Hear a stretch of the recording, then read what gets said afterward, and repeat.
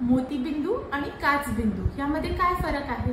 नमस्ते, मी doctor Ridhima भगली, cataract आणि refractive surgeon, पुण्यामधून.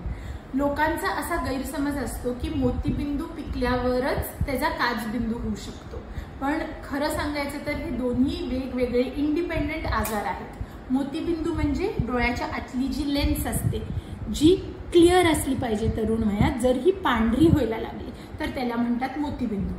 काचबिंदू हा आजार आहे डोळ्याच्या मागच्या नसेचा, ज्याला म्हणतात ऑप्टिक नर्व. जर ही नर्व डॅमेज व्हायला लागली तर त्याला म्हणतात काचबिंदू. आता ह्याची लक्षणं काय आहेत? मोतीबिंदूमध्ये अंधुकपणा येतो, की आपल्याला रात्रीच्या लाईटचा ग्लेअर वाटतो, शेवटच्या काही 2-3 लाईनीच दिसत नाहीयेत, आता अंधुक दिसतंय, चष्म्याचा नंबर बदलतोय. पण काचबिंदूमध्ये युजली काही लक्षणं नसतात. काचबिंदूमध्ये काय व्हायला लागतं, जशी जशी आपली नस डॅमेज व्हायला लागते, आपली जी फील्ड ऑफ विजन आहे, म्हणजे एका डोळ्यानी जी अख्खी एरिया आपल्याला दिसते, त्या एरियाच्या पेरिफेरी मधले म्हणजे काही बाजूच्या एरियाज मिसिंग व्हायला लागतात. पण सेंटरचं आपल्याला छान क्लिअर स्पष्ट दिसत असतं, आपल्याला छोटी छोटी अक्षरं पण वाचता येत असतात, म्हणून आपल्याला जाणवतच नाही की आपल्याला डोळ्यामध्ये काही डॅमेज आहे. आता ह्याची ट्रीटमेंट, मोतीबिंदूमध्ये आपण मोतीबिंदूचं ऑपरेशन करतो, ही लेन्स पूर्ण काढतो आणि तिथे नवीन लेन्स बसवतो. आणि हा आजार पूर्णतः रिव्हर्सिबल आहे. जी नजर आपली मोतीबिंदूमुळे कमी झालेली असते, ते वन सिटिंगच्या ऑपरेशननी, ट्रीटमेंटनी ती परत सगळी नजर आपल्याला मिळते. पण काचबिंदू असा आजार नाहीये.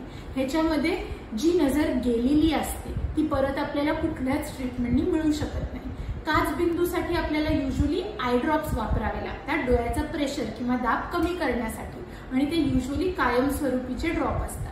ज्यांना हे ड्रॉप रेग्युलर घालणं जमत नसेल त्यांच्यामध्ये आपण काचबिंदूची सर्जरी ह्यासाठी करतो की डोळ्याचा दाब कमी करण्यासाठी, ह्याच्यासाठी नाही की हा रिव्हर्सिबल आजार नाही, जी नजर गेली ती परत येऊ शकत नाही कुठल्याच सर्जरी किंवा ट्रीटमेंटनी. मग आता ह्या दोन्हीचं रिलेशन काय आहे? मोतीबिंदूमुळेच फक्त काचबिंदू होतो का? असं नाहीये.